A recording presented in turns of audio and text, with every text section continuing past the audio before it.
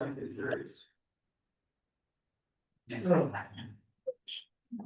everybody. We have all of our regular members here, so no alternates will be seated. For town planner, do we have any changes to the agenda? We do not. Okay. The minutes of August 25th, 2025. Any corrections? Additions? I'll make a motion, we accept the minutes as presented. Sorry. Any discussion? All those in favor? That's unanimous. I abstain. Abstain, Justin, okay.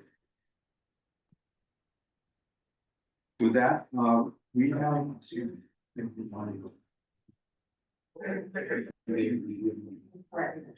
What? Martin, did you abstain or vote in favor? Did you review the? Review them, yeah. Okay, thank you. She's she reviews the notes. Right. Transcript would be available.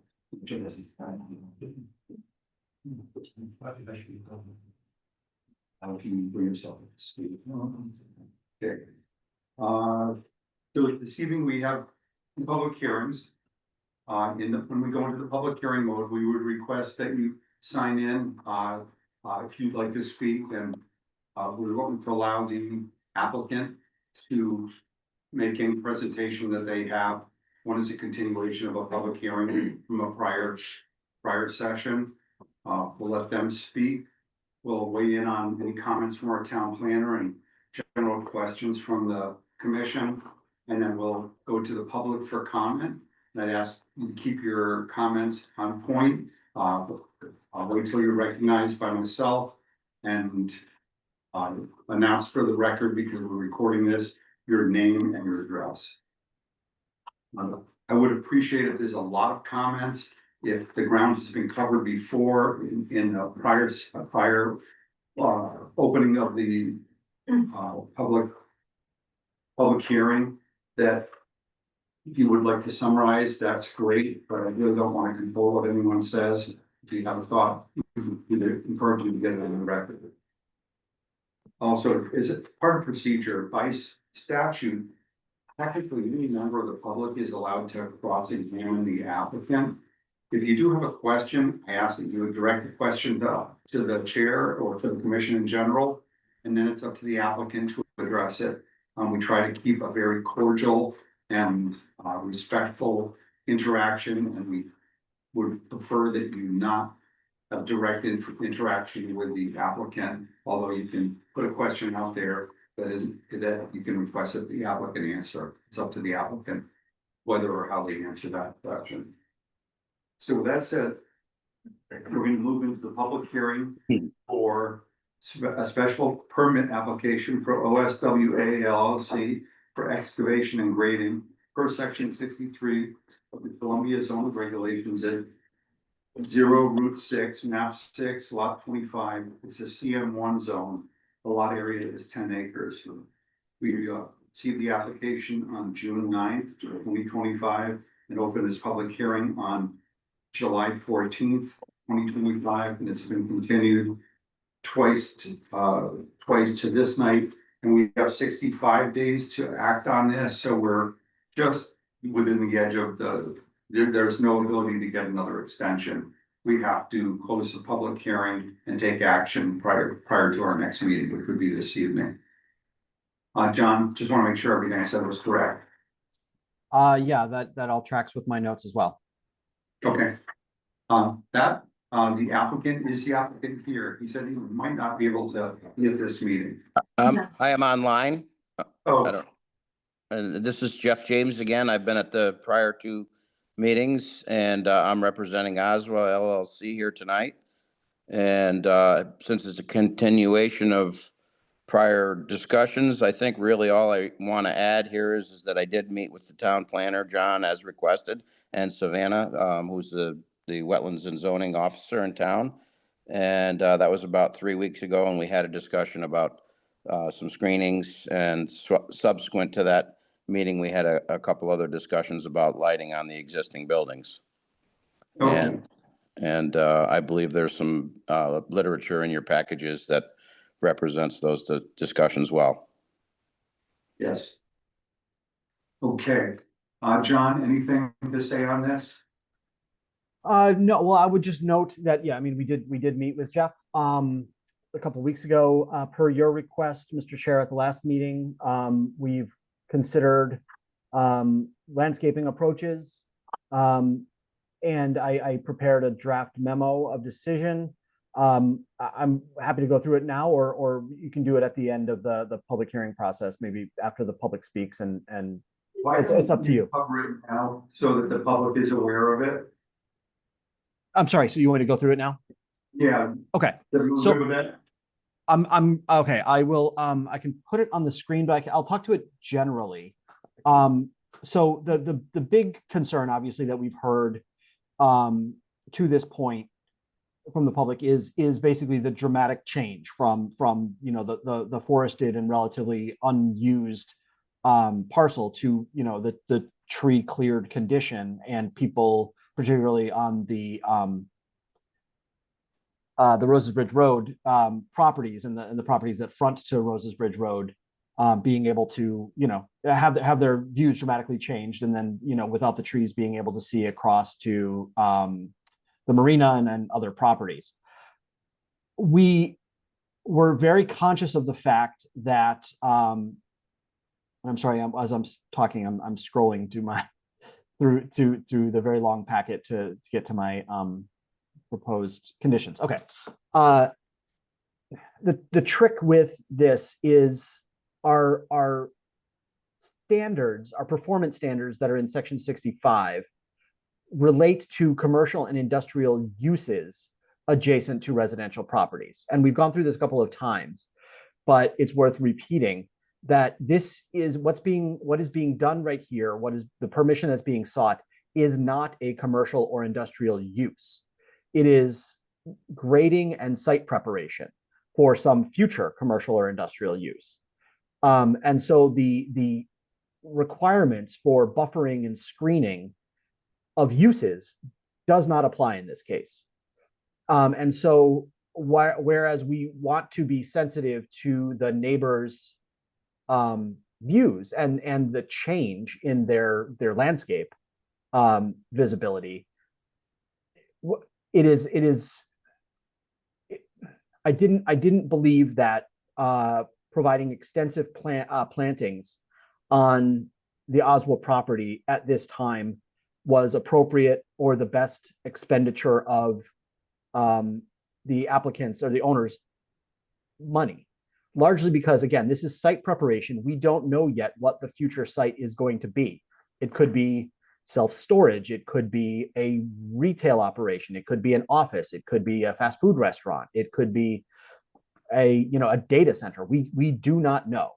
And so we do not know the size and shape of the proposed building. We do not know how traffic will circulate in and out of this site. We don't know where the driveways will be. And so it is, it's frankly a waste of money to temporarily plant this property or require planting of this property until we know what that future use is going to be. And the nature of the performance standards in section 65 would be that any use really other than a very small building, I'm trying to remember, Savannah, what the square footage limit would be for an administrative approval. It would be very small. So any substantial commercial development here will have to come back as a special permit, and all of the neighbors will be notified, and the buffering and screening and plantings will all need to take effect, but not yet. That said, again, we want to be sensitive to the neighbors. So what we are proposing in this on the motion, as again, it's a proposed motion to approve, and I have a couple of conditions that I'm proposing. First, and I can put this on screen if you'd like, but it's in everyone's packet. The first is that truck traffic accessing the properties via Roses Bridge Road will be limited to the hours of 7 a.m. through 5 p.m. Mondays through Saturdays. If there is a driveway cut in off of Route 6, those would not apply. This is just to avoid, 24-hour, truck traffic on Roses Bridge. The second proposed condition would be to require the planting of a minimum of 12 green giant arborvitae hedge plants with an initial height of a minimum of 6 feet. This recommendation would be to offer them to 3 of the most affected abutting properties to be planted on the abutting properties, not on the Oswa property. And that would be 1 Pine Ridge Road, which is the property closest to the church and across the street from Oswa. A minimum of 3 green giants to screen that property, to screen the view of that from that property to Oswa. 7 Roses Bridge Road, which is the only property that directly fronts Roses Bridge Road and has a view out their front door of the Oswa property. We would propose a minimum of 6 arborvitae, green giant arborvitae, to basically screen the front of that house. And then 2 River Valley Road, which is the property that is closer to the Hop River and basically adjacent to the lower driveway on Roses Bridge Road. And that would be a minimum of 3 plants. The purpose there, again, is to be responsive to the neighbors' visibility concerns, but to make the plantings more effective and more permanent by offering them to the neighbors so that the screening is more effective. This will be done. Obviously, we can't mandate that Jeff or Oswa plants these on the neighbor's property without their permission. The neighbors would essentially have right of first refusal, that Jeff would furnish the plants and have them installed in such a way that maximizes the screening from each of those 3 most affected properties. If they choose to forego that, we will plant, those arborvitae on the edge of the road, probably in front of the existing fence, somewhere between the edge of the right of way and the fence on Oswa's property, recognizing that those may very well be torn out and to create driveways or to create other landscaping or site preparation when that site is ultimately put to final use. And we would also require a bond to ensure the health of those plants for a period of 16 months. So that is the major condition, again, right of first refusal for those 3 neighbors to have the planting installed on their properties. We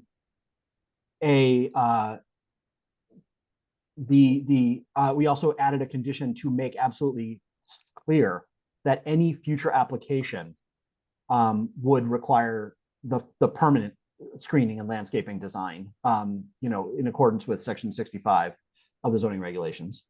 The 4th condition is would require the applicant to submit quarterly reports to the town planner and the zoning enforcement officer beginning in January of this coming year, and continuing through the site preparation, providing a narrative of progress and timeframes. So we would require regular check-ins to make sure that things are proceeding. And finally, the final condition proposed would be an erosion and sedimentation bond in amount and form determined by the town planner, and it shall be posted with the town and held until site grading and site completion is established. So that's what we are proposing per your request, Mr. Chair. And I'm happy to participate in that discussion, but we thought it was more than the regulations called for. Again, because this is not a use, this is site preparation. But being sensitive to the neighbors' concerns, we wanted to make sure that there was some provision made for screening during this time of transition. That's what I've got. Thank you. Commission thoughts? I had a couple of questions, John. I believe there are 5 houses that front Roses Bridge Road. No. 5 properties that are on Roses Bridge Road. A couple of the houses are sideways, but they still. Right. So there's only one address on Roses Bridge Road. The other ones are But yes. I'm looking at the tax Yes. record. Yeah. We, so And in, it shows five houses along Roses Bridge Road. They may not have the address of Roses Bridge, but there are 5 houses along that road that are affected by this potential project. I would disagree with your statement of affected by, to a certain extent. So we walked extensively this road back and forth and really reviewed the property between, Pine Ridge Road and Roses Bridge Road, essentially across Pine Ridge Road from one Pine Ridge, has extensive plantings. And is already has a natural screen. Like if you look out the window of those house, you see the landscaping of that house. You do not see the Oswa property. Actually, what type of landscaping is it? What's that? What type of landscaping is it? Are they There's deciduous trees? it's both fencing and hedge, I believe. And is the hedge an evergreen or is it a deciduous hedge? Deciduous. Okay. What I'm concerned Yeah. about is screening at this time of year could be deciduous, but they're gonna lose their leaves in a couple of weeks. So you've got 4 or 5 months with no screening. As opposed to the arborvitae, which is year round. Okay, that's a fair point. I can revisit that. That wasn't my sense that it was too deciduous, but that I could be wrong. And Savannah, or Jeff, obviously feel free to jump in. But again, in walking the site, walking up and down Roses Bridge Road, and the angle of the house farther down Roses Bridge, I guess it would be fronting River Valley.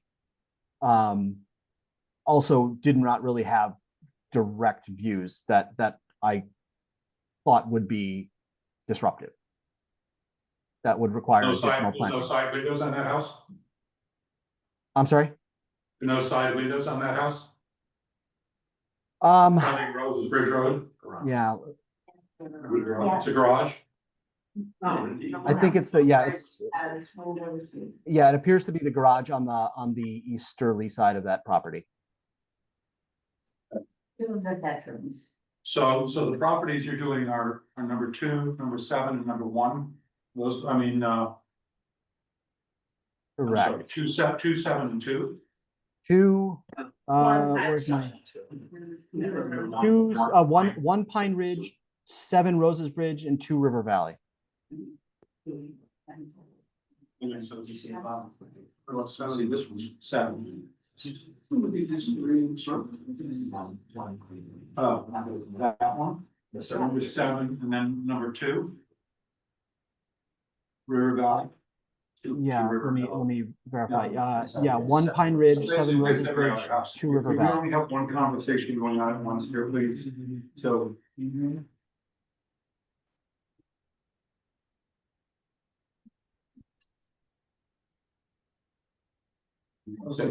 No, I just wanted to try to understand the extent of the proposed arbor. Great. Well, Tom? Yeah, where it says traffic, assessment property, I would like to see it limited Monday to Friday. And don't even go on Saturday and Sunday. Okay.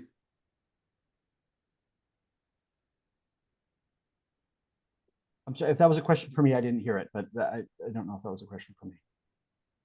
Tom was suggesting the limitation on traffic might be just to Monday through Friday as opposed to Monday through Saturday. Well, Oh. no, that's Let's hold on to that thought and bring it back up. Okay. Okay.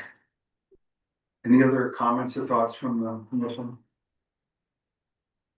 I wanted to bring up a point, it has to do with the ability to request or require buffers on sculpting of a site versus not being able to do it from your perspective, John, until we have a formal application for a use. Let me put out a hypothetical, and I'd like everybody to consider this carefully. If this site plan had come to us before the work was started, because the work was started and it should have had a site plan and it didn't, so technically they're non-compliant at this point by doing all this work without having an approval in place to go forward with the work. would we have put a limitation on this proposal to say, okay, this is all great, but we want you to leave a buffer here until a later date? And if we have the authority to do that, so somewhat subjective, but that's part of the special permit process. How is that authority no longer in our hands at this stage? If we never would have approved clear cutting out to the road? Well, yeah, it's a worthwhile question. But again, clearing of trees is sort of ancillary to the grading and excavation of a site. You know, the work being done is not about the clearing of trees. It's about the grading of the site. I don't want to reject the hypothetical out of hand, but I don't know. I mean, clearing of trees, again, unless it's a wetland area, has been recognized as a right thing. Yeah, I respect your perspective, John. I have a different perspective though. Yeah, sure. And that is that as part of a review of this application, I don't know what we would or wouldn't have decided or approached, but I do know that we would have taken into account public testimony about a proposed clearing of this site.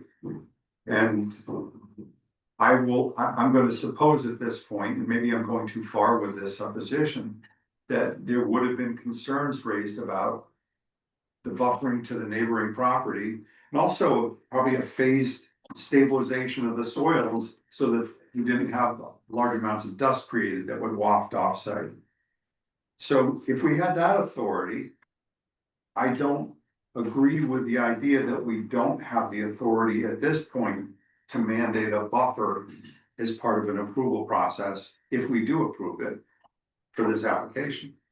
Are you expressing the hypothetical in the case that he pulled the permit prior to and didn't cut any trees that had done no work? Had done no work. Okay. And by our regulations, if our regulations mandated pulling a permit prior to regrading this site, and we're in this special permit hearing because that's the perspective of our town planner and our zoning enforcement agent, and frankly, I don't disagree with that. That could have been a condition, limit the clearing to this area on the site. It's a special permit application. We have fairly wide subjective oversight on it because we can't entertain all possible variables. Yeah, Which is why we have us to review it and we have a special permit process. I think it's a worthwhile point. Just to play devil's advocate though, if his objective was to harvest the trees off of it or just clearing, in the absence of doing any other work, he would have been legally allowed to do it. Good point too. I don't think there's anything there's a lot of good points. Yeah. Yeah. I mean, that's the thought that I've been kicking around for the last few weeks, is somebody owns a 10-acre parcel. And they didn't have any plans for it. But they just wanted to clear it. Where are we at with that? Can't they just clear Yes, they can. Okay, so often clear cut. it? Yeah, that's my issue with it. So another thought would be, we approved, was it probably 2 years ago, we approved, Jerry's Marine, Mm-hmm. and there was an existing buffer. So that subject didn't come up. But today, the backside of that place is an eyesore that is, I mean, we would never have, if there were no trees there, we would never have approved that. Not with the conditions he's got there today. Maybe we didn't anticipate the conditions that there are today. Right. But I went there probably a dozen times since our last meeting to kind of see what neighbors are exposed to.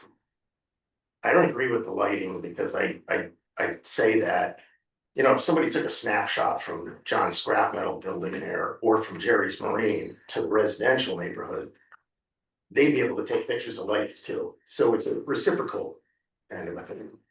But I do say that the conditions at the back of Jerry's Marine are like this. For anybody to have a look at from a residential zone. Yeah. So I think that buffer that existed was scalped. And I think that there may be some value in putting that back, at least along the back of Jerry's Marine. I think it would be maybe placate a very awkward situation that exists. But that's not part of this application. It's a separate. It is if the Same grading, owner, but the sorry. grading carries on to that site. That's, I've So always said that, this application really should be the 3 properties, not just the 1. But the fact that the grading goes on to it, kind of implies that it is. But I don't think their town planner sees it that. It's been amended, the application, I believe, to include all 3 properties. Oh, that's, oh, okay. Okay, so there you go. So there's Well, one. if you took that dozen or so arborvitaes that are being peppered here and there along Rose Bridge. And instead focused on around that area at Jerry's Marine, they may be effective. Is that the objection though, the lighting from Jerry's Marine, or is the site from Jerry's Marine, or is it just the site? Just looking at a bombed out empty lot, I mean, I think it's all of the above. well, talking about 12 arborvitae that are offered to neighbors. There's also something in here that says if the neighbors wish to forego these plantings, then they'll be planted on the applicant's piece of property. Right. The frontage on Rose Bridge Road is about 650 linear feet. Yeah. And to put 12 trees along there, that means 1 every 55 feet. Yeah. I don't think that's a buffer. It actually would turn out to be about 165 if it was done according to our regulations. Yeah, well, Over screen, right, which is yeah. a third of, Huge. yeah. But again, I'm not sure it's required. So if we can get the applicant to feel comfortable with a contribution, because he scalped the trees. And it placates a problem. So do we accomplish that? How much do these trees cost? 6 foot high arborvitaes, what are they, $100? Or- No, they're no. they're closer to 300 or 400 a piece. Yeah, they're 375. And then a piece and then install. 40,000 cubic yards at a time, bringing in 40,000 cubic yards of soil is an expensive proposition.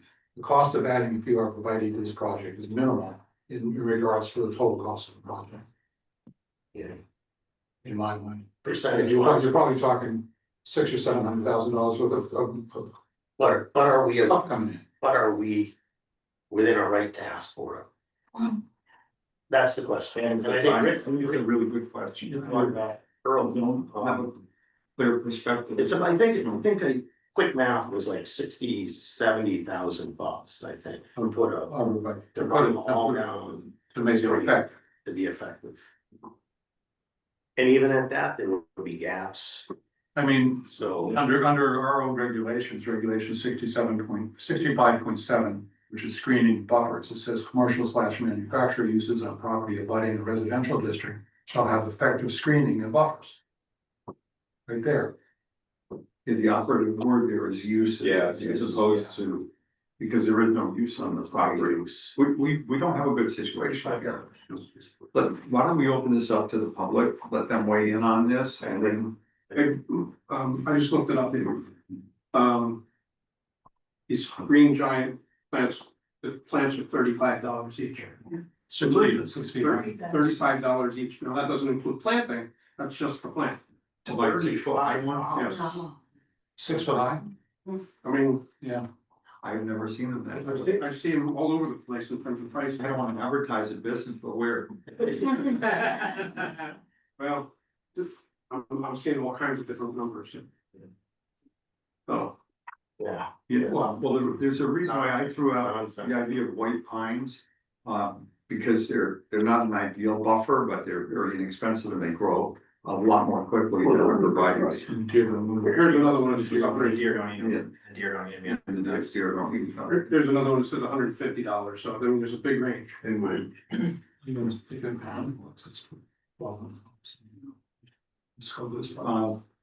No, I don't think we should get into the weeds about the cost too much. I think the question is, what's our authority? And what's the right thing to ask for? And we really need to answer the question about our authority. Let's open this up. Anything else from the commission? So any comments from the public? Yes, sir. Yeah, Dave Mercer, 6 Pine Ridge Road. This section 65, this whole thing just brings to light what can happen when a developer comes in, buys the property and strips the tree. So I think maybe going forward after this, that section 65 should have some amendments put into it. So other people in the future are protected, so that we're not having our 3rd meeting about this BS. Well, I appreciate your perspective on. I mean, Yeah, okay. going forward Going in town, forward, it won't affect me because this is what's affecting me now. Understood. So thank you. Thank you for bringing that up. Any other comments from the public? Yes. Deborah Patton, 4 Pine Ridge Road. Thank you. Yes, it's an eyesore, definitely. And you've excluded 2 Pine Ridge Road completely from this, 2 Pine Ridge Road completely from this scenario. If you're gonna put arborvitae's on certain properties, they deserve some. But the problem is I have no serenity in my backyard, my front yard, any place. There's no calm, there's no quiet, there's no place to sit where there's no noise. The noise pollution is horrendous from Route 6 now. And we have the Route 6 extension. I hear everything. I've been there for since 97. My husband grew up there. This is unacceptable.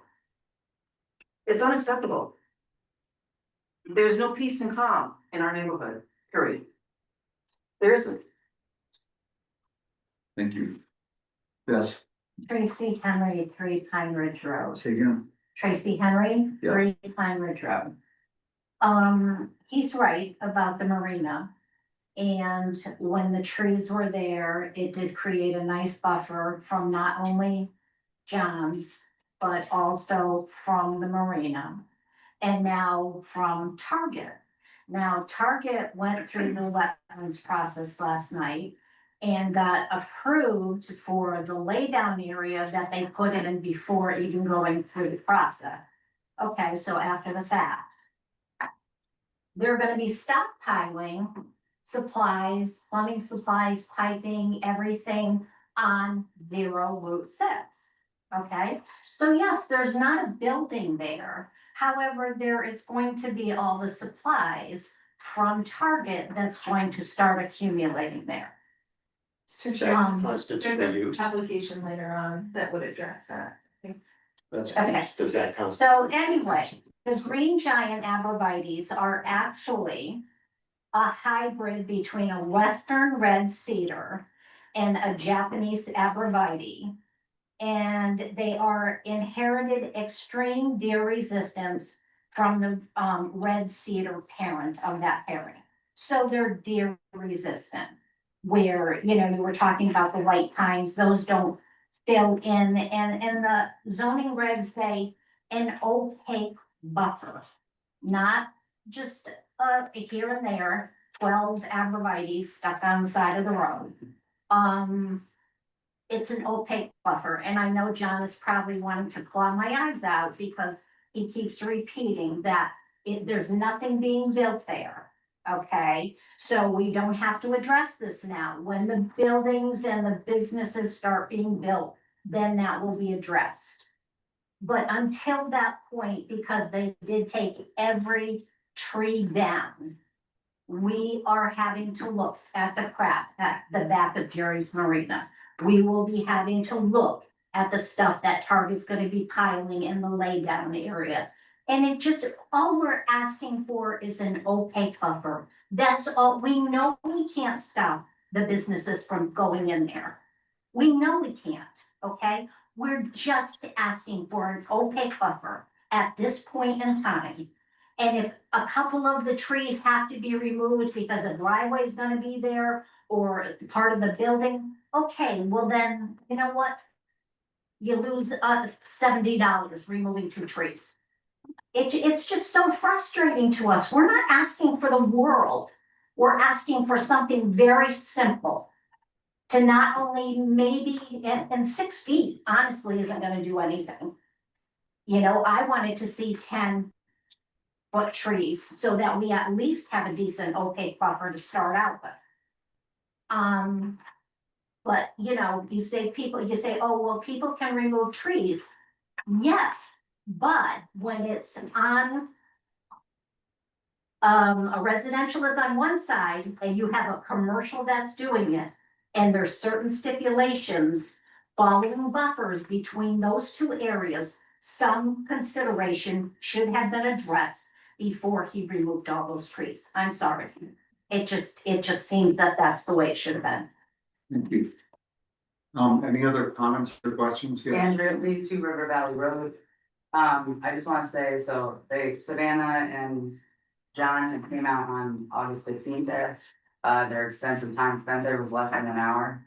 They didn't come, they parked over near the scrapyard and they walked into the scrapyard, so it didn't seem like they really checked out the residential houses to see like what our views were.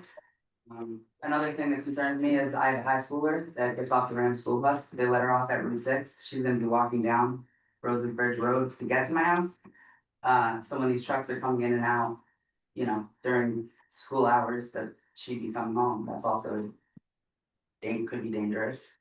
And as far as the like trees that they want to plant on the property, I mean, I live in an open field right on the corner, I have a fenced in lot, but I mean, I don't even know where I would put 3 trees, you know? So it's like, it would look hideous to have 3 horrid trees there, and that's not gonna do anything for the noise, it'll do a little bit of a visual barrier, but not block the whole way, so, yeah.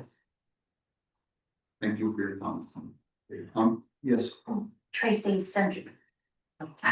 Ray Pine Road. One other thing, in the original letter that Jeff had written up, he had said for the excavating and whatnot, the truck traffic would be Monday through Friday. Why is now the proposal saying Monday through Saturday? I don't think that's a formalized proposal at this point. It's Still still. need John's approval, like John's approval, John's Draft motion. draft motion, might have carried some of it in. Is that maybe what happened, John? That when you did the draft motion, you took liberty? Yeah, no, my recollection was he said Saturdays, but yeah, it's obviously up to the Yeah. commission. Might this be an error? Okay, thank you. Thank you. Any other comments? Yes. Owner Mercer, 6 Pine Road. I don't know how many things I can ask here, but I agree with the one that's defined Friday only, so thank you for bringing that up. My other question is, shouldn't the clearing have been done only after the decision of what was actually going to be there was proposed and approved? Like, I don't understand the whole. Could you restate that? I don't know that I understand what you're asking. Because as neighbors, we were going to the town saying that they were cutting every single tree down. I don't understand why, like you said, the buffer along the fence was not left first of all. And if nobody knows what's going there, why did every tree have to come down to begin with? We can ask that question. I don't know whether that will be answered. That's up to the applicant. But the point was made, and I don't want to speak for the commission. I think from a legal standpoint, we really have no controls over cutting trees in Columbia. If you have a large lot and want to cut down every tree and have nothing on there, you have a legal right to do that. So that begs the question, what do we as a commission have a right to require of somebody who's clearing a lot? Now, once they start to grade it, if the trees were still there and they propose grading it, that might be a different question. So it was more of a rhetorical thought that was thrown out there, and I forget who threw it out. We have a lot of overlapping regulations here. Maybe none of them will give us the power that we want to do something in a definitive way. Our town planner's perspective is the trees that have been offered to be planted, we couldn't mandate. I don't know that I agree with that 100%, but that's where we are at this point. Bob? Just in talking about that, I'd like to go back and revisit section 65.7, which is screening buffers. If this application is, as Savannah noted, all 3 lots, then they are commercial uses. Jerry's Marine's commercial use, Target is a commercial use. Those are all part of this application, therefore, in my mind, section 65.7 is a valid. Is this application encompassing all three lots, or is the target application coming up encompassing all three lots? Or is it both? No, this one is. This one is. Mhm. So now the fact that it's encompassing all three lots, you bring up a valid point from my perspective, because the application has a commercial use on it. I wish we had more time. That's Um, definitely, Nick, or Debbie? Yeah, Where are you from? yeah, Debbie, put your name Yeah, and the Tim director Garrett, record. 106 Lake Road.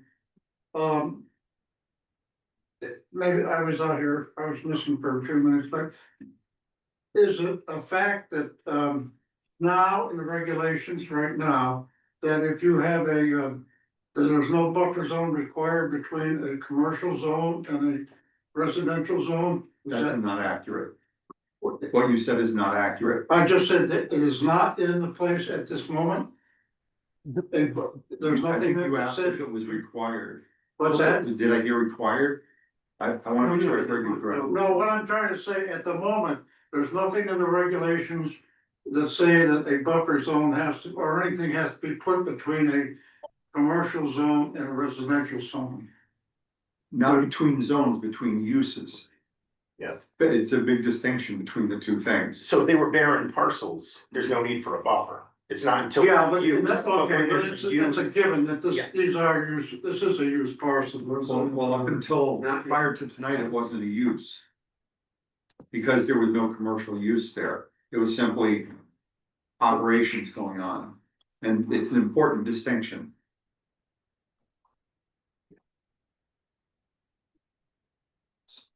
Nick Ferris, 281 Route 66. I was said at the beginning of the meeting that this public hearing needs to be resolved within 65 days. It's my understanding the application we're talking about has been amended. Does that reset that 65 days? Good question. I don't believe it does. No, John? no. Applications are amended all the time during the public hearing process. If a piece of information is missing or needs to be added, the public hearing is the time for that. So it's being done during the public hearing. It does not reset. Yeah, we have 5 days left. It sounds like the application itself has substantially changed if it's now involving a much larger area. I understand minor amendments and things like that, but we're talking about a much larger area and potentially a lack of use now to commercial use. It sounds like anyone could come in, submit an initial application, you discuss it for 60 days, they amend it at the last possible second, and then there's no recourse. It really does sound like, Well, there is recourse. it sounds like this isn't almost a new application entirely, and it would almost make sense to deny the original one, have this one to be refiled. Mr. Chair, Yes, the only change that has occurred on this application is the additional address has been added to the subject address line. The grading plan that was shown from the very beginning does show some grading onto the property with Jerry's Marine on it. And which was why Commissioner Powell raised the question that shouldn't the other address be added to the application document. That's the only change. There's been no change of proposed use, no change of proposed grading. It was just a missing address. That's the only change. okay. Thank you. Yes, Hi, Laura Jorgensen, 8 Pine Ridge. I just wanted to confirm. So what has been added to the application? Is it the property now all the way over into the marina? Is that what was amended? from what I understand, I'll summarize, correct me if I'm wrong. The Jerry's Marine location, which had some of the grading going on to what was formerly that site, and also the target application, which is for what's the term? Right. Yard. Yeah, the later. Layout. So Layout that's, area. but that's not a. Just to No, but that property is fine. Yep, 223 Route 6, that encompasses Dunkin' Donuts, Target, a large property with multiple businesses. And then 213 Route 6, which is Jerry Marina. But to be clear, the site plan has not changed, so the area of disturbance has not changed. Like, that was the only thing on the application was those addresses with physically added and they were guessing. Okay, just because I think if you're looking at the marina to the left of it, there's that kind of like big ditch there now with all, you know, where all the trees were taken away or whatever happened there. So is that, cause I think that has to be filled in and graded now also, is that what's going on, or am I misunderstanding that? That's part of, It's part of the, plan. that's It's part of that, alright.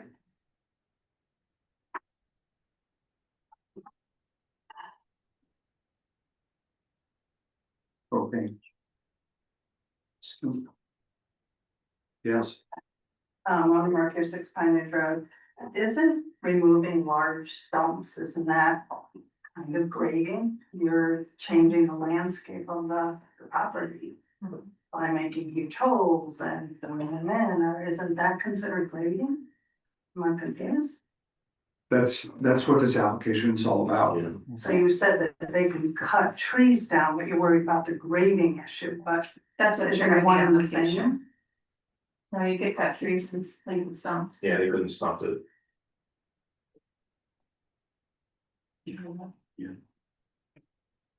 Another question. Okay.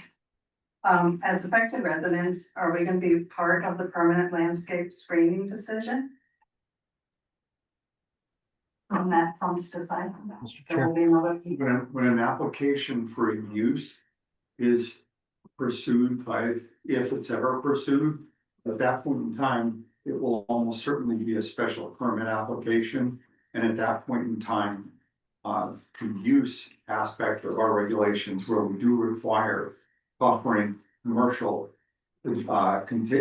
properties that are adjacent to residential zones that are commercial properties, we do require a very careful, look at the impact on the adjacent residential properties. John, did you have something?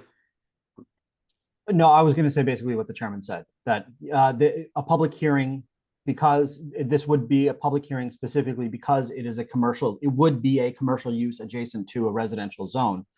And so all of the neighbors would be notified, a public hearing would be held, and this process would happen in the circumstance in which the commission actually has the ability to mandate such screening. So then will we know the progress and the completion when the. I can't tell you what you'll know. I can tell you that we have a public notice requirement for properties adjacent to this property. It's a special permit process where we do hold public hearings and notice to adjoining landowners within a certain number of feet of the boundary of this property are required to be legally notified. So I can only speak to what the regulations stipulate. Okay, any other I thoughts? just have one more quick question. Andrea Lee, 2 River Valley Road. Has there been like a evaluation of what the drainage is like currently and the erosion that's there? Seeing as how the town goes out July 24th, putting soil down on my property, so has there been like some kind of evaluation, what's the word I'm looking for? Have they seen what the drainage is We do currently? have an engineered proposed site plan prepared by an engineering company. That's within the range of that engineering review. And that gets to be a technical evaluation. You rely on our town planner and our zoning enforcement agent to oversee that the work that was done by the engineer is acceptable and accurate. Okay, so that engineer would have done an evaluation of what the drainage is currently. And why they would be putting soil on my property on July 24th.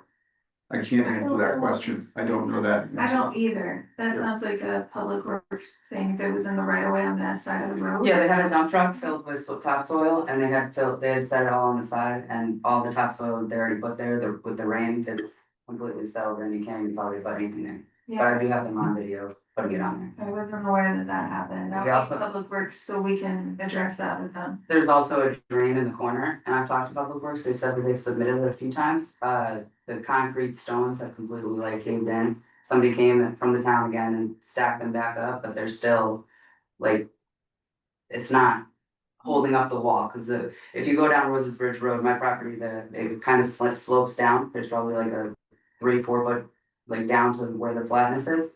So that drains in the corner, those concrete blocks have given, and there's a drain that's. If you're talking about a town issue on the town-owned edge of the road, that's something that's You outside can of. come to the office and see if Yeah. we can work on it, because that would be outside. We will help, but that's outside our purview. I just wasn't sure if like, okay, it's raining with that cut down the trees and all that. if the- you know, the wrong- It's outside of Okay, our gotcha. purview. And so it has to do with catch basins and things like that, that are on town-owned land. It's completely outside the realm of this. If I may, Mr. Chair, there is an erosion and sediment control plan on this application, so that would kind of address what you're talking about, runoff from the site. Okay.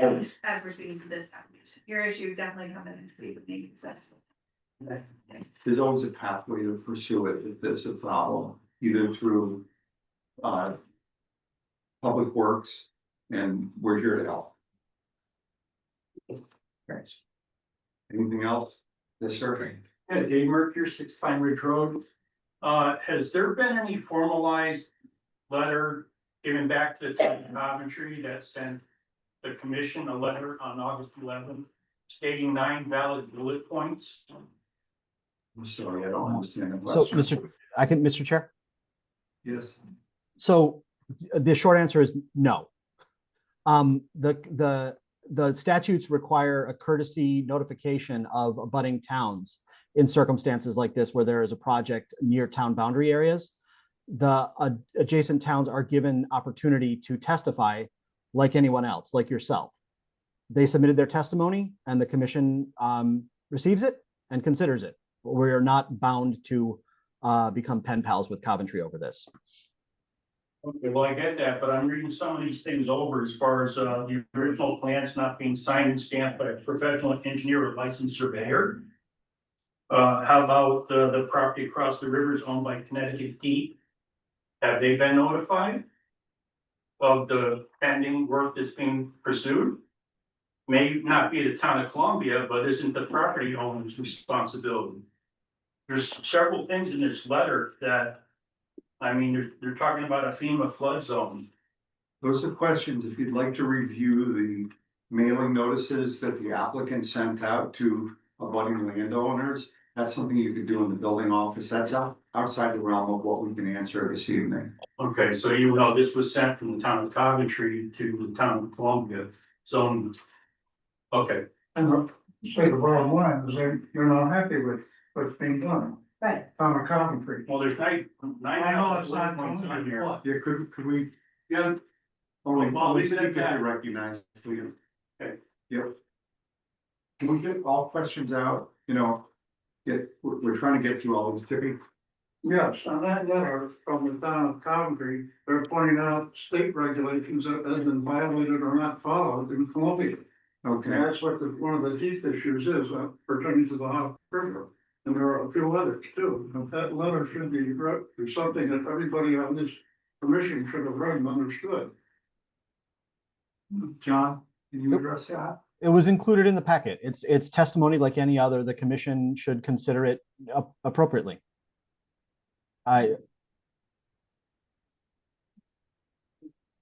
From my standpoint, there are several points made on that letter that were inaccurate and so I factored through the letter. It's not in an NDDB polygon, which for your reference is for endangered species, the work is not within that polygon, so that did not apply. There were some other things, this portion of work is not in the flood zone, that did not apply. There were several things noted on that letter that were not factual, so I did review it. And I assume John did too. Sabina, did you have any concerns that you wanted us to address in the letter? I think it's all been addressed. Okay. The biggest concern was the stamp, it is a stamp plan. We added the 2 properties. They were notified of this hearing, so. Yeah. All right. Tracy, 3 Pine Ridge Road, and I know you say please get all your questions out. But as discussion ensues, other questions come to So light. please ask the Okay. question. And referring back to this Coventry thing and was, deep and notified. They were not notified. I contacted them. They said they had not heard from the town of Columbia since the installation of the Tucker Street Bridge. Not neither here nor there. They also did mention the 3 properties. So again, I'm just reiterating for the last time. There is commercial use because it involves the 3 properties between that zone and the residential zone. So the buffer regulations for an opaque buffer should come into play. And hopefully that's my last question or comment, should I say? Thank you. I don't see. Package. Yeah, I didn't see the level of commentary in my packet. I might have missed it. It was in the August zoning. We'll address it from up here, please.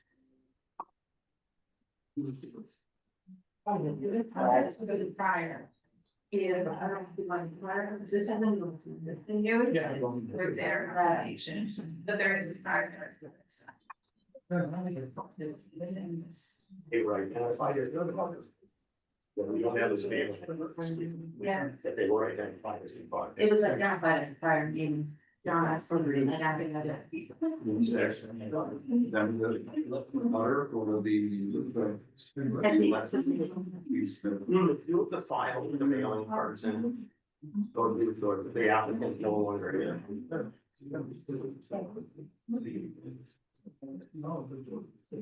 Because they were identified as provided. Yes. That's the mayor. Yeah. Yeah. Oh, That's the prior one? that's in this packet. No, that'll go to the next. applicant. So on screen, so we have this to show you along. This is the one. It was the last. Yes, yeah, this is the one we want, that is recognized at the last meeting. But I think you could have popped up in that. You could have popped up and got it. You can see, you actually had that was. It's.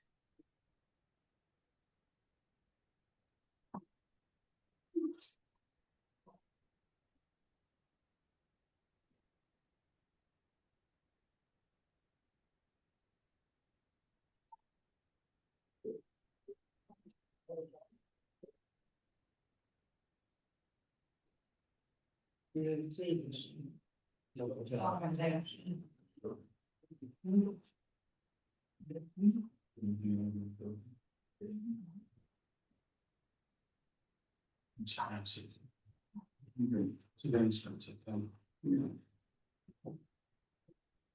anyone else want?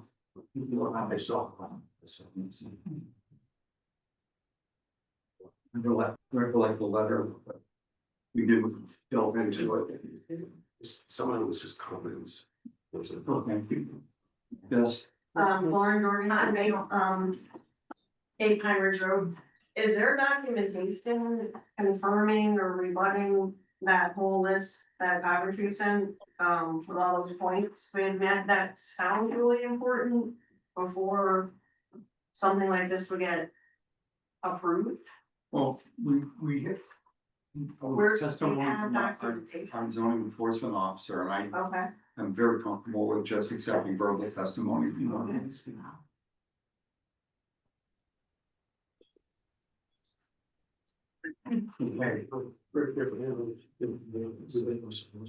Say it again. Yes, sir. Mr. Jorgensen? My question is about the future.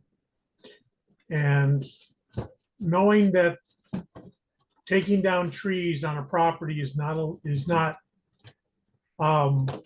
schooled or governed by the town, maybe in the future, a commercial property that abuts residential should require a permit for tree removal sometime in the future. It's something for you guys to think about. That's a good point, and I appreciate it.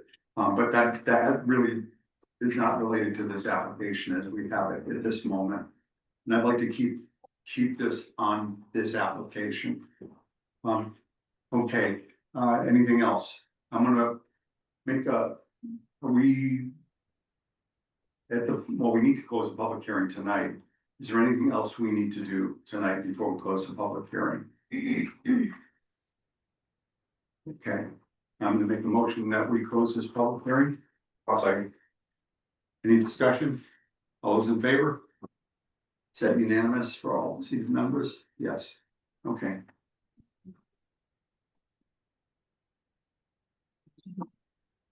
Okay, next up is the application, special permit application. But just so everybody knows the process, we will also open and have a public hearing session. Could I ask the quiet, please? We will open up this second public hearing and have a section possibly concluded tonight, possibly not. And at the end of this public hearing session, we will go into unfinished business where we will probably be discussing the special permit application for OSWA. So the next up under public hearings is a special permit application of John Wasowski and Joseph Pratt of Target Enterprises Inc. for a laydown area at 0 Route 6, 223 Route 6, and 223 Route 6, map 6, lot 25 and 27 in the CM1 zone. Lot areas are 10 acres and 14 acres. So application received on August 11, 2025, and we're opening the public hearing. So with that, I would ask the applicant to make their presentation. So, there you go. John Osowski, Target Enterprise. You people asked me to come up with a narrative for the application. Due to my concern, John Osowski and Joseph Pratt, Target Enterprise have entered into a lease agreement for the River 223 Route 6 Columbia, Connecticut driveway access on Roads and Bridge Road with the owners on LLC. It's commercially zoned parcel and its Roses Bridge access have been utilized for the past 20 some odd years as John scrap metal yard. And prior to that, as a concrete structure manufacturing facility. Our site development plan, excuse me, number 24243, approved by the town, illustrates the existing driveway. Our operation has far less environmental impact as the property's prior tenants. Our intent is to relocate our operation from number 12, Route 66 Columbia. We have successfully run this branch for our construction material business since 2007. We would encourage the committee to visit our existing location to better understand exactly what we do. We have constructed a brand new building again, approved by the town of Columbia, on site, house our office and showroom, enhancing Columbia's tax base and providing employment for 6 employees. Target's daily operation will store supplies and fittings in the existing warehouse building and store in the areas designated by the town, polyethylene, which is ABS pipe, concrete structures. Our plan does not infringe on any wetlands. It's screened by natural berm along Rose and Bridge Road and tall vegetation along the northern border of the facility. As previously misinterpreted, please be advised we have no effect on the other part of the property bordering Route 6. Our business will have truck traffic, but no more than previous tenants for the last 20 to 40 years. We appreciate expedited approval as we have cooperated with everyone in the town of Columbia's request. Have not nor intend to violate any parameters put forth by zoning. At present, we're paying double rent in an effort to greatly improve our business. But every setback in the financial burden is becoming almost unfathomable. Thank you for your consideration.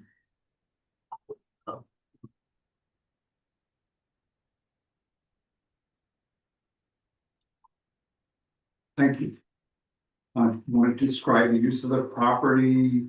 So there's a laydown area.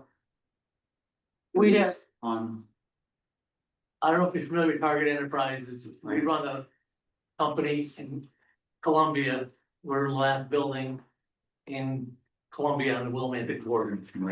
We sell construction materials. Everything we sell basically is subsurface. What we would sell you is generally buried. south of the towns primarily, builders. Yeah, wasn't interested in products as much as your use of the property. And so what we need is, because everything we have is bulky, you know, we have small fittings and things that are inside the building. But outside we have 20-foot lengths of, you know, corrugated and PVC pipe that need an area.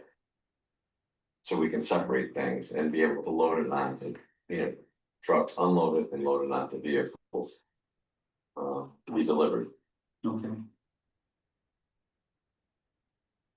Question I have. John, is there any, John or Savannah, do you have anything you want to weigh in on this? I just want to point out that this was approved at the wetlands meeting last night. With the addition of the boulder wall, so if you go to the last page of your plans. That is a new addition, and you will see the red dots outlining where they are going to put the boulder wall. That's exactly what we're going. And the purpose of that is To permanently demarcate where the laydown area is and keep it out of the wetlands. and floods and ice. Yeah, this is a portion of that is within. Because that was one of the concerns. It was. And then But the letter that you. wetlands approved it. Wetlands did approve it. I have a question for the applicant. Give us an idea in a typical, you are open 5 days a week? Yeah, I mean, there possibly times on Saturdays, and there's also emergency situations where we sell to the towns that might have a washout or something like that, that could be after hours. And we sell to Columbia as well as all the other towns around, so. But that's a rarity. And so you have truck traffic coming in and then truck traffic coming and going that delivering product, and then you have truck traffic coming and going as a byproduct. Right, that's correct. Do you have any idea how many trips a day would be coming in and out of the business? Kyle Wood is our manager over here in Columbia. He has a better idea. It fluctuates. I mean, our season is mainly summer and October. We'll see more traffic there. I mean, it could be the towns with dump trucks, it could be landscapers with trailers, but summer is more busy, but in the winter time, you know, we drastically reduce the traffic. It's kind of, it's driven by the economy and housing. I mean, on an average day inside the season, anywhere from maybe 10 to 20 vehicles in and out. Okay. And then our truck, a little, you know, that's customers, and then our trucks in and out. So you probably know this off the top of your head. In the typical year, how many tickets do you have? How many transactions? I assume every one of those involves a visit to the yard and in and a visit out. Yeah. I mean, on average, I would say between 10 and 30 transactions, but that 30 is a high number. That's a really good day. Okay. That's just trying to get a perspective. Any questions from the commission? If I may add, everything that we store outside has no detrimental effect on anything. You know, the plastic pipe is basically under water hits it, runs off it, and has no effect on along the concrete structures or your PVC sewer pipe. Does this property, match the needs of section 65.7 for screening? To believe that it is, yes. Yes. The fact that some of the operations are on 0 Route 6 now changes the equation. Well, the access is off of Rose. Correct.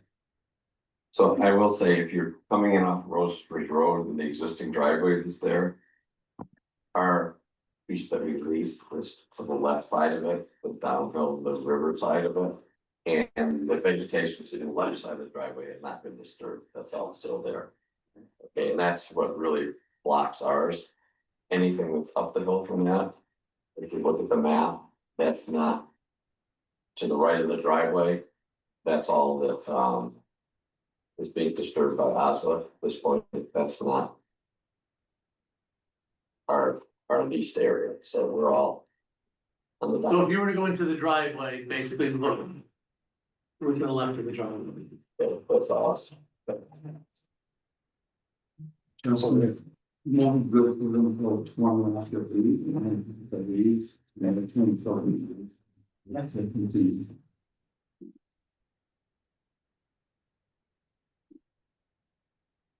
Any questions?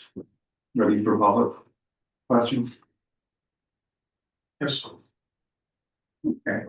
Any comments, talk to the public, questions? Yes, ma'am.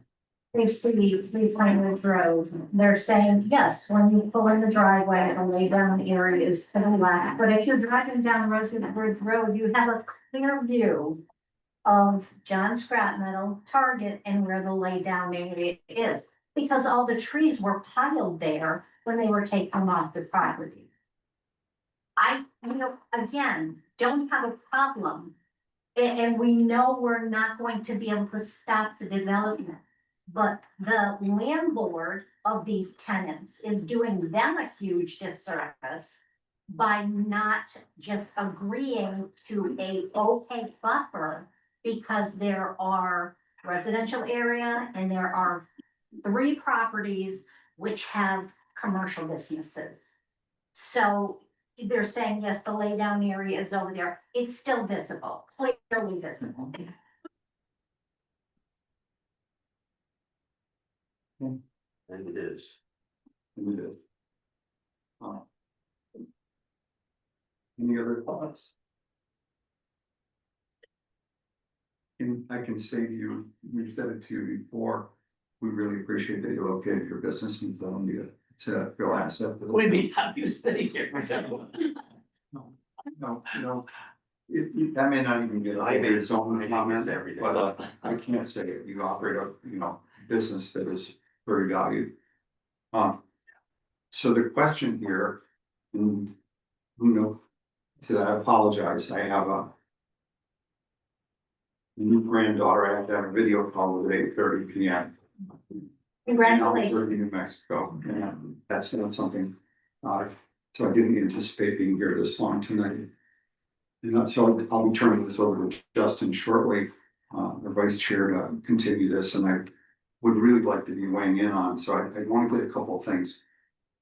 I have real strong feelings about the need for a buffer for the land that has been disturbed, that we may or may not have a legal right to ask for a buffer because the land was disturbed, but because there's now a commercial use on that land. I believe it's well within the realm of our purview to require an appropriate buffer there for that use, not necessarily a perfect solution, but something to mitigate the impact on Rose's Bridge Road on the use that's there. And you've had this really well pointed out by our town planner, that the realm of our view is to buffer uses, not the land itself. So if there were trees clear cut, we'd have, and there was no commercial use proposed on this land. The fact that the laydown area is on this land now puts all of this land, from my perspective and just my individual perspective, into play. And so that's something that the commission's gonna have to wrestle with this evening. And understand the process here also. We have an open public hearing on this application. We could continue this the application, or we can close and continue the public hearing, or we could close the public hearing and then go to considering it in whatever time frame is appropriate based on the statute. The application for 0 Route 6, which is 10 acres on the corner of Rose's Bridge Road, that action needs to be taken tonight, correct, John? So Well, that's- no, the hearing needs to be closed tonight. You have up to 65 days to decide the matter. You don't have to vote on it tonight. Our situation is basically contingent on the rest of it though, on his. Understood. Well, Once the public hearing is closed, no additional information can be brought forth. correct. Well, we can discuss it We can discuss it amongst ourselves. The applicant can't submit any additional information. Okay. I just want to make sure everyone We understands. can ask our professional staff to pursue enlightening information for us as a commission. Make sure that we make an accurate decision, but we can't take new data, brand new data into account. Has to be come in so that the public can hear all the data that we're taking into account when we go to make a decision. We have to follow. So we can't get an estimate on how much it would cost to put in, I don't know how many trees, 40 trees. We're gonna have to use our knowledge, after the public hearings close, which we've already closed on 0 Route 6. Now we're talking about this Right, application. Yes, sir. Dave Mercury, 6 Pine Ridge Road, Columbia. Just a positive comment and then a negative comment. I mean, I'm all for welcoming commercial business and keeping it in town. I'm glad that their business is like growing and they need a bigger spot than where they were just over the line from Willimantic. But our concern is not whatever goes there, but just the unsightliness and the noise that this is our 3rd meeting where everybody comes and brings the same comments. And my negative comment is towards the applicant, Oswald. I mean, you've already heard now the 3rd meeting where everybody's commenting about a buffer. Just to be clear, Oswald is not applying. This is Target Enterprise. No, this is Target, but I'm talking about the initial start of the public hearing tonight was the Oslo project. I know, close. we're not talking about that. Okay, then We're fine. not talking about that. We're not taking any comments about that application. yeah. Our public hearing is closed. Yeah. We're very, Okay. very strict about that. Yeah, thank you. Yes. Technical question. If we decide to go to the zoning board of appeals, how does that affect the Oswa and the Target Mr. Chair. applications? I'm not sure, they have no jurisdiction here. Right. Yeah, the zoning board of If we appeals, want to appeal, the zoning, we're the planning and zoning commission. This is a special permit that we review. Where's the zoning would go board to of appeals? It would go to Superior Court. Who's that? I'm sorry, Mr. Chair, an appeal of this, any decision made by the commission tonight would be Yeah. appealed to Superior Yeah. Court. Yeah, I was just trying to explain it. There's a thought that the zoning board of appeals could be involved. If there was a decision made by our zoning code enforcement officer. And it was a decision that it was just site plan review, and this is not the case here. And you didn't agree with that, you could appeal her decision to the zoning board of appeals. So that's something, if you have questions, I would contact either Savannah or our town planner at the building office during business hours to ask general questions about.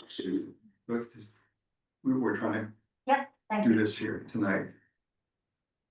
So that's it. What's the thought of any other questions from the public?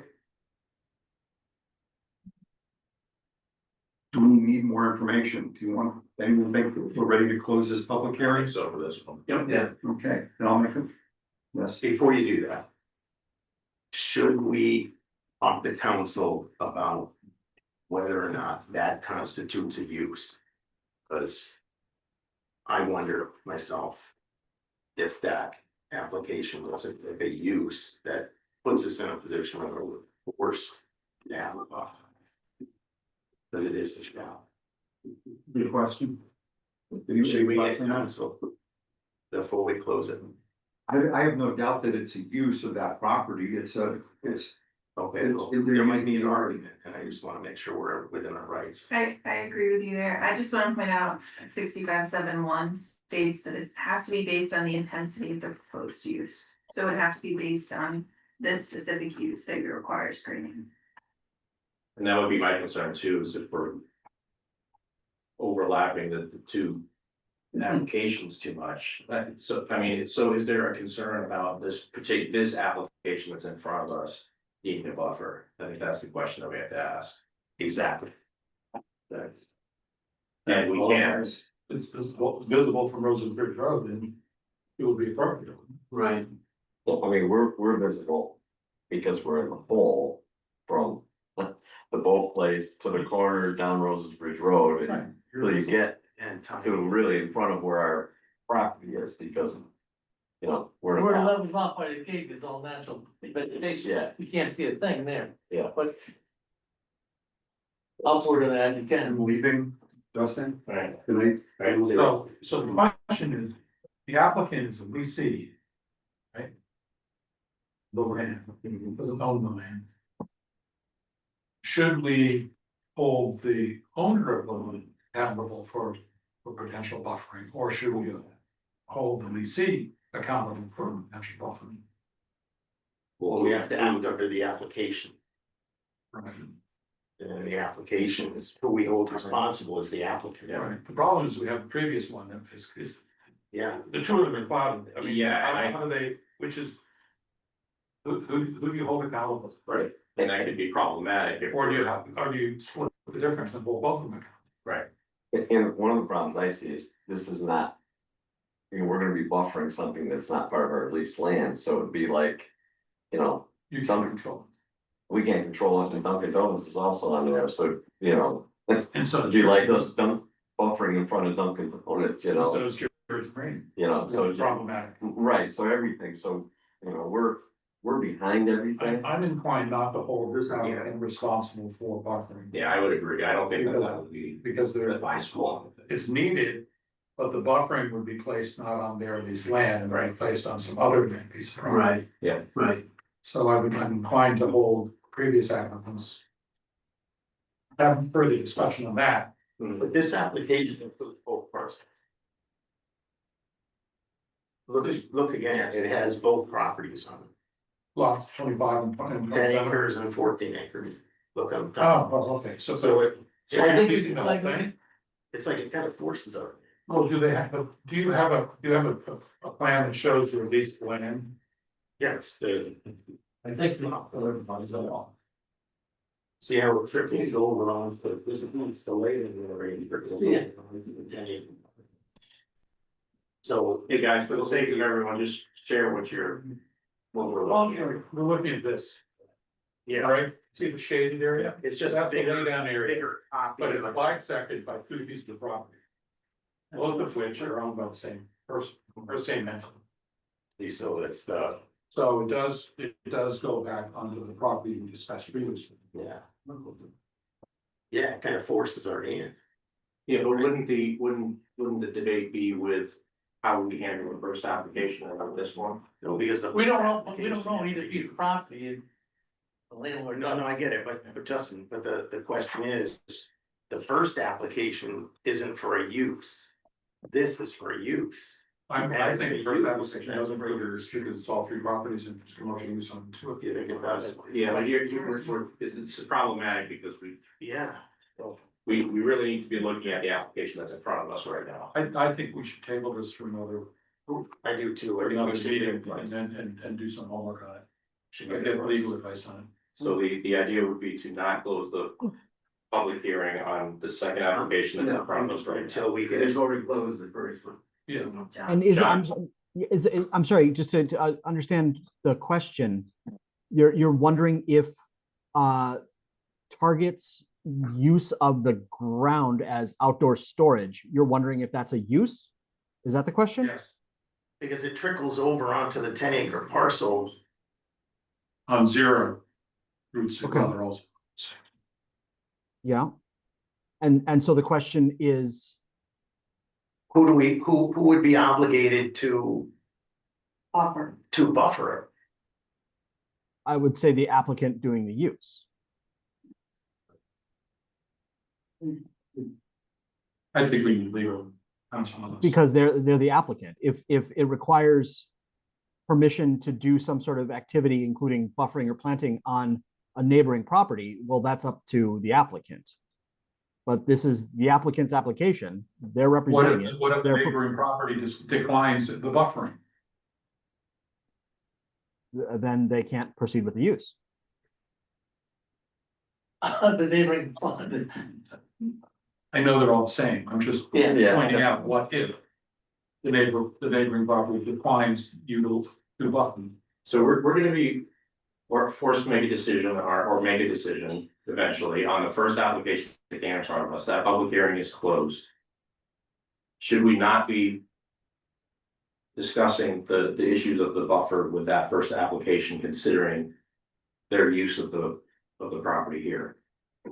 Why would we require them, as the applicant, put up a buffer within their specific application?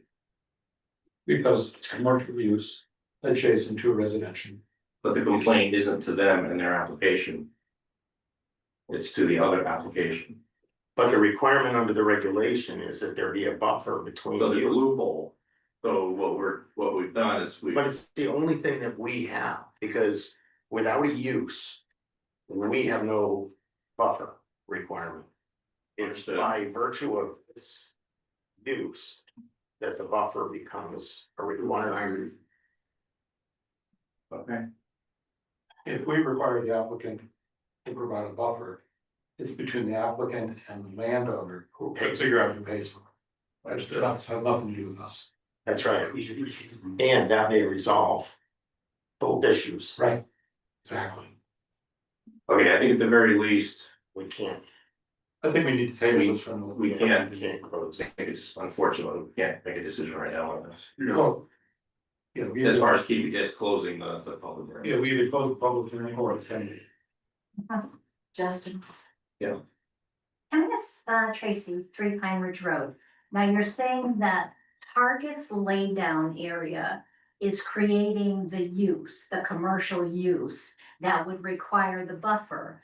But when Oswa included all 3 parcels, that would be it's got Jerry's Marina, it's got John's, it's got Target, it's got everything on it. They're all uses. If I may speak to that, it's gotta be the parcel that's abutting a residential district.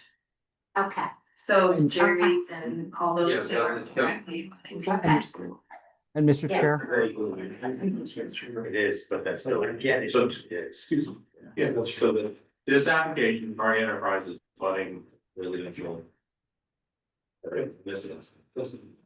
Because it first living on the property. there are laydown areas on both pieces of property. But you can require screening for whatever's happening on the other part of the parcel, it has to be based on the intensity of Yeah. their use. Right, and that's where I'm struggling. Clearly. Yeah, I'm just saying that intensity couldn't be too. I think we need to study this more. If you want me to reach out to legal counsel. Yeah, I think Yeah. we should. The other thing is, we gotta be careful how much we talk about the 10-acre parcel. I understand. Now the public hearing is closed, so if this, that has to be. All right, so what is it, does anybody else have any input? Let me just, the public hearing for this is still open, guys, so is there any other comments from the audience or anybody else want to say anything? How about from the applicant? Sure, go ahead. Anyone, have you seen this? Do you have this drawing? Yes. This is the laydown area over here, but this is where the buildings are put in. Our proposed laydown area is right here and over here. as well. So if we didn't put anything on this lot, on this side of this line, this lot line. I believe that's the lot line, yeah, right? That's, yeah, So we didn't trickle over onto the 10-acre lot.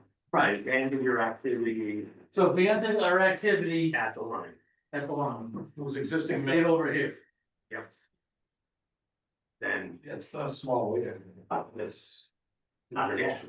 It's not. Okay, so what are the comments here? What do we? So what he's saying is that if. The way that the application originally shows is that their laydown area is on both parcels. This is What he's saying is if his laydown area did not go on to the 10-acre parcel, it ended at the property line.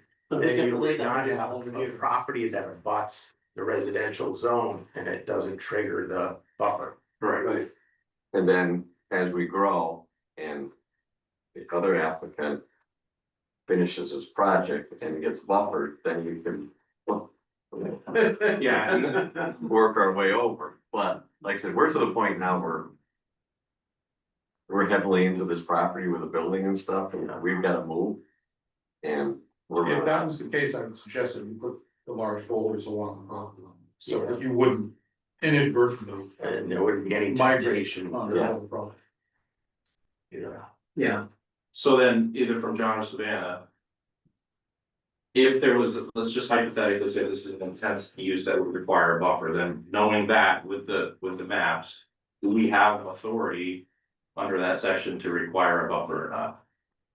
If he removes the portion that's on this property abutting residential district. So you would have to modify the, I mean, you could require a buffer based on the use, is my interpretation.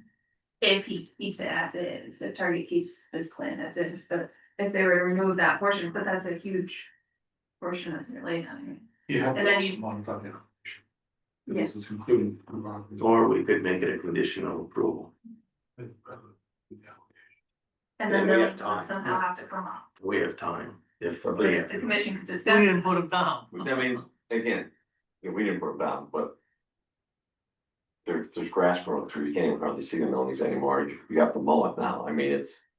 is keeping this public hearing open another month a problem? It's a hardship, it really is. Well, I mean, it's It's about like, 2 weeks. 2 weeks enough to get. Is it enough? Feedback. 2 weeks work for you guys? it's better than a month. I think if we're gonna do that, we have to do it. Yeah. In a manner that respects the time frame that they're working under. as well. Yeah. Because I'm not opposed to extending the public hearing for this. Honestly, what was down there before, we had total less impact than what was down there, John scrap metal and stuff, you know. Surely. Yeah. Go ahead. I'd like to make a motion that we extend this public hearing for 2 weeks. Okay, there's a motion on the floor. Is there a second? Second. Well, all those in favor? Opposed? Okay, motion passes. All right, we'll take all that into consideration. We'll keep the public hearing open for another 2 weeks. So that we can. Okay? All right, so we moved on from the open public hearings. So now we'll move on to point 6, unfinished business. So we have under 6.1. Special permit application for Osva LLC, for excavation grading per section 63 of Columbia zoning regulations at 0 Route 6. So. What's the, John, just to verify, can you please just reiterate the time frame that we're under now, that open public hearing is closed now? Right, so the extensions that were granted by the applicant basically burned up the available additional time, and so we're back to statutory time, which is once the public hearing is closed, which it just closed, the commission has 65 days in which to make a decision. Okay. Without the possibility of extension. Okay. So open to the commission, what do you all want? This one. Any comments? Do we have enough information to make a decision tonight as far as so let's look at the motion that John drafted. And I call this a compromise in the face of, what we're dealing with here, so. What's cost for? On item number 1, on the draft motion, I will change Saturday to Friday, as the applicant originally said Friday. Any other comment on? I still want to reserve that, I still consider this a commercial use, because it's including all 3 properties. As the application. And as such, I think we have the ability to require buffering. And none of the buffering that has been submitted, I think it's inadequate. And I'm inclined to vote against this project because of that. Vote against it. So would vote against it because of that. I'm in favor of the application, but I would argue that it be phased so that the filling adjacent to Jerry's Marine is done first and a buffer be restored by Jerry's Marine. Effective buffer. Because I think that's the worst part of it, and that would accomplish some sound deadening from the highway, the lights, the refuse that's all around that building. And, and the other thing is, I believe that we are under section 63, we're obligated to hold a bond on the work.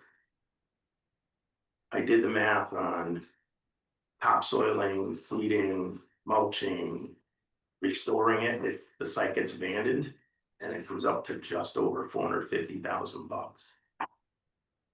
So I think we should hold a bond for $450,000 on this project. How John and Savannah decide to use it for ENS and such is one thing, but I think that we're obligated to do a performance bond on this. Okay. Under section 63. John and Savannah, do you have anything specific comments around section 63 and having a requiring a bond? I don't see any issue with the fire bond. I think that makes sense. Yeah, I think that's appropriate. Okay. And that would include the buffering and the trees and everything else? That we're talking about? No, that's just for the topsoil. Yeah, it's just for, and we usually calculate by the number of erosion control they need, construction entrance pumps. Obviously, if the site comes into play now after regulation additions, if there's increased runoff, there's. So who approved the landscape?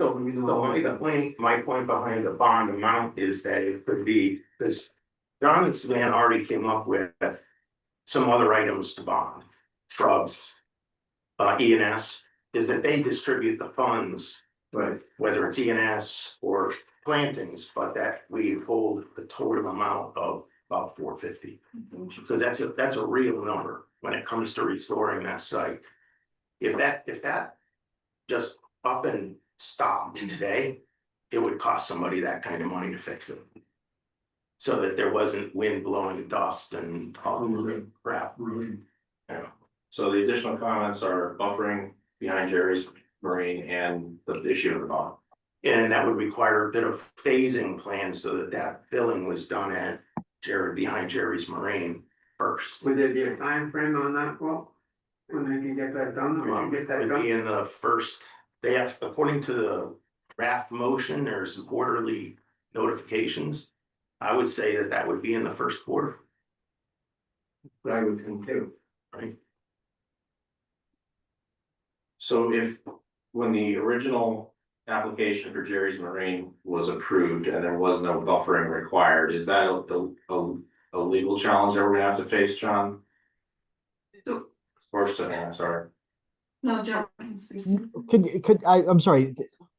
State the question again, if you would, Justin. So there's an idea on the table about requiring buffering behind Jerry's Marine. If we had that as a condition of approving the application, is it problematic if that was never a requirement on the original approval for Jerry's Marine?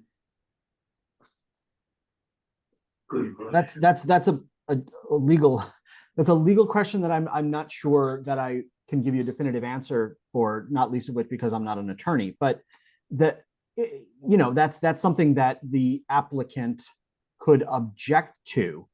Again, the only thing being proposed by Jerry's Marina is a little bit of grading.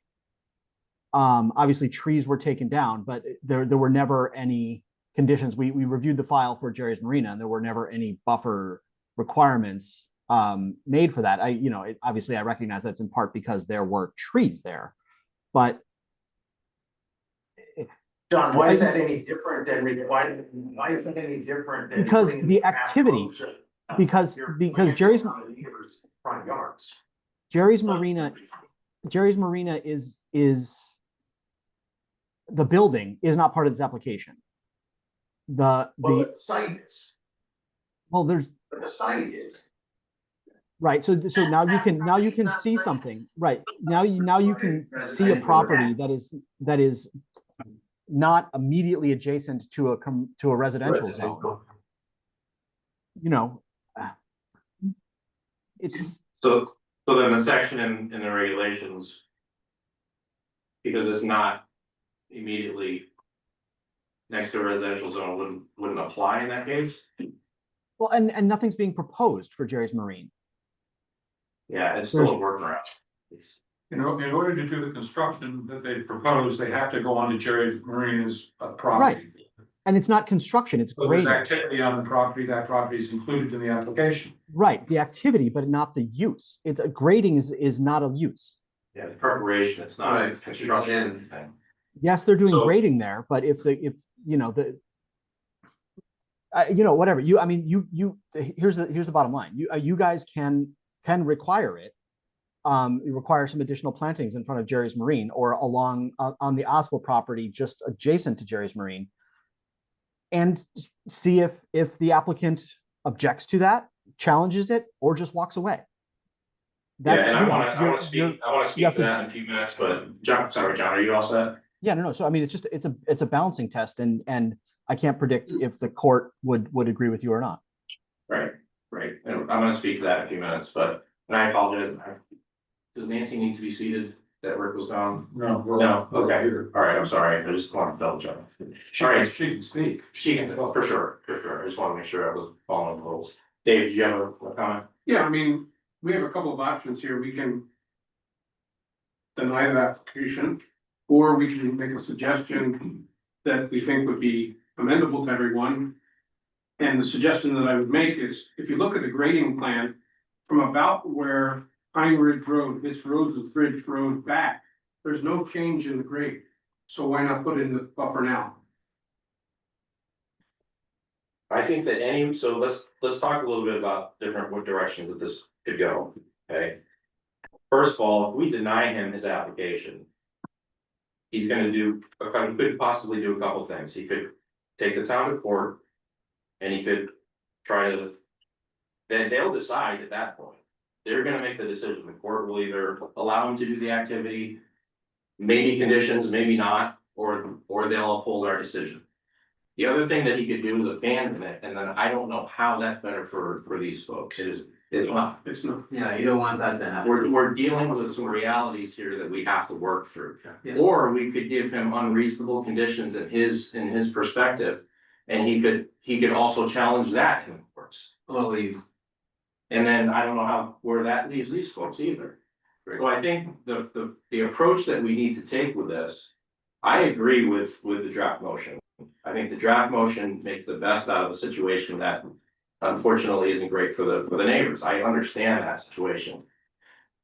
But if we look at the realities of what everybody's faced with and the actions that the applicant can take and the rights that he have, and if we overextend ourselves and go beyond our authority, what could possibly be the result? It may be a very bad result in the eyes of the neighbors. So my opinion would be actually to approve the application with the draft motion, making some changes on the truck traffic accessing the property. We can discuss the buffering. I'm not a fan of requiring buffering around Jerry's Marina, not because it's not the right thing to do as far as like the moral thing to do, but we also have to deal with the legal aspect of it, whether we're legally able to do that. And again, we can do it, and then it'll be challenged. If it's challenged, it's challenged, right? But that's not always the best course of action. And then we can talk about the bond. So that would be my approach to it. But again, I want to see what everybody else thinks and what actions you all want to take. We have some time. We don't have to vote on it tonight. Yes, we will. No, We have 65 days. we have 65 days from the time. We have 65 days. Oh, I'm sorry. Yeah. We have to. Yeah, Okay. it's fine. Take an opportunity to talk about it. Yeah, we have the public hearing. Right, so because of that, I don't wanna Yeah. overextend the conversation more than we need to, but. If there's a resolution tonight, happy to have a resolution tonight, if we need to extend it, we can extend it, but I want everybody's thoughts on that. I'd like to have Savannah talk to legal counsel about whether. Because there's three parcels as part of this application, whether that constitutes commercial use for all three of them. I want to clarify the commercial use question. Is it, Obviously, commercial use on two of them, we know that. so if the commercial use on the abutting parcels, because they're included in this application, Makes all of them makes, commercial use, Yeah. yes, I think it's a reasonable ask. because that affects I think that affects our ability to require. You're asking to get a legal opinion? Yeah, that's what I agree with. I just don't want them. That my thing scares me is to be abandoned, Right. that's my biggest You concern. can't be held hostage though. Well, then, but we have to do the right thing. We have to do the right thing, but we also have regulations that we have to adhere to. We don't have the ability to ignore regulations that are in No, planning no. and zoning regulations. Correct. That's just my concern. Yeah. I think that's a valid concern. Any other comments? I'm good.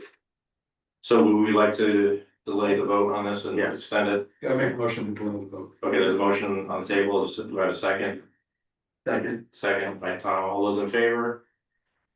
Opposed? Abstentions? Okay, motion passes. All right. So we kept the other public hearing open, so we don't have any unfinished business when it comes to that. Okay.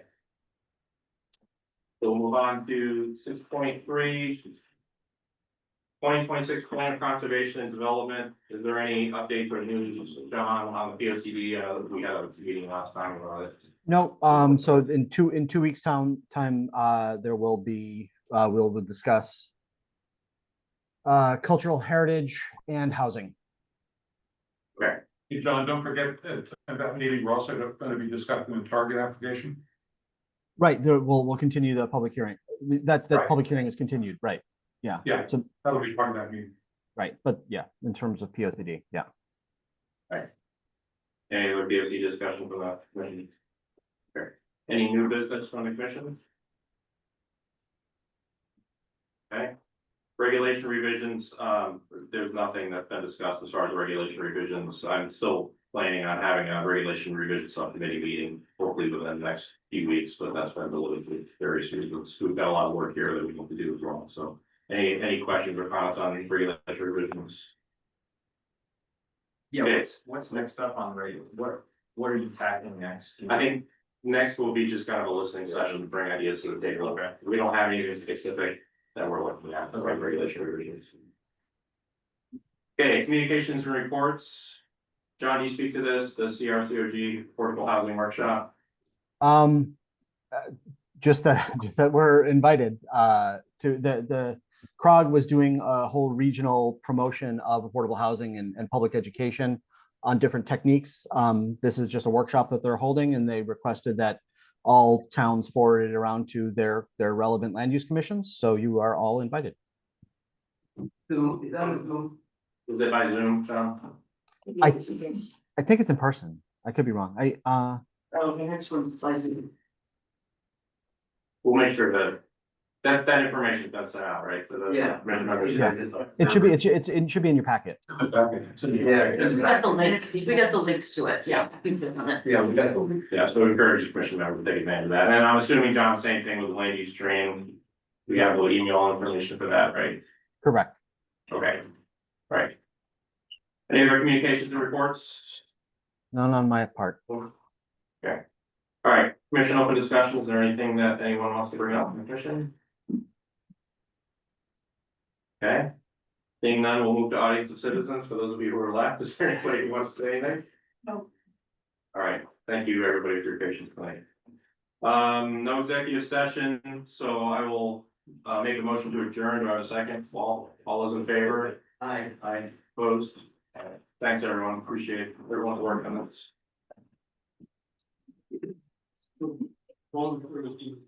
Thanks, Savannah. Thanks, Mary Kay. John.